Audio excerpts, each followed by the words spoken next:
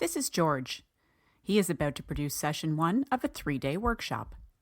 Although George prepares several days before the workshop, there are a few items he checks and double-checks the day of to avoid unpleasant surprises.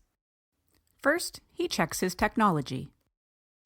He starts by closing any unwanted applications to minimize distractions and maximize bandwidth. He connects his cell phone to a hotspot should he unexpectedly lose internet connection, and checks that his landline and headset are both properly connected. Next, he sets up his workstation. George verifies that his second monitor and backup computer are positioned where he can see both and ensures he has what he'll need on hand during the session. He checks that he has the necessary course materials, and lastly, silences his cell phone and updates his instant messaging to Do Not Disturb.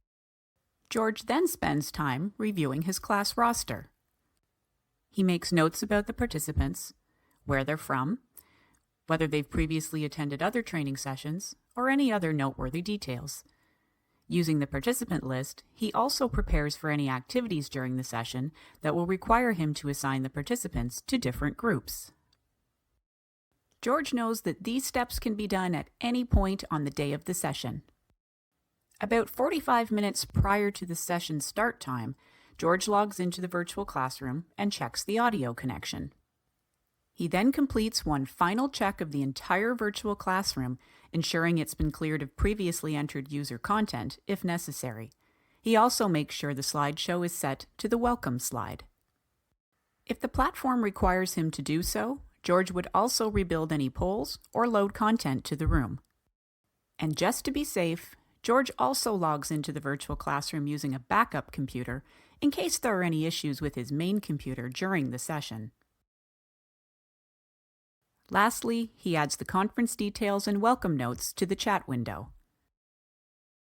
30 minutes prior to the session, the facilitator joins and they discuss any last-minute details.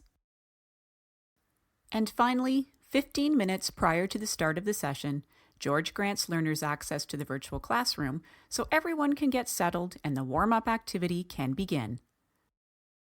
Now that George has done everything to properly prepare for the workshop, he can confidently start the session.